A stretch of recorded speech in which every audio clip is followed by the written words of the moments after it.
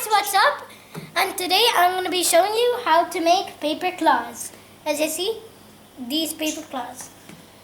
So first things first, you want to take your paper, take one corner of it, fold it down like this.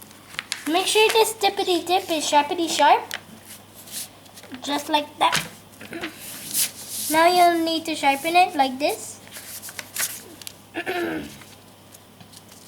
So after you're done with this step, what you want to do, take this tip, hold it down to this tip over here, like so.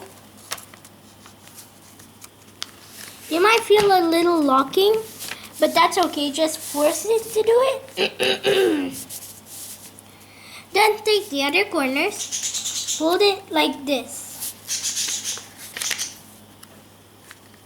Okay? So once you're done with this, you want to take these flaps and flop it to the top like this. After you flop it to the top, you want to fold it like this, as you see. Then after you're done, unfold it, and then you'll see a line. You want to fold your paper onto that line like so. Then once you're done with that, you want to fold this paper on top. Then you'll fold it like this. Then you'll have this, and you'll have a little pocket here. You want to take this flap of paper and then fold it into the pocket, as so.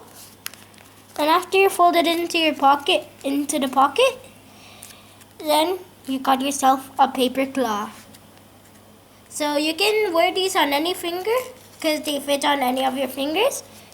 So yeah. And your finger size depends on what paper size you're using. So yeah. I'm using ordinary printer paper or A4 paper. So those options are also good.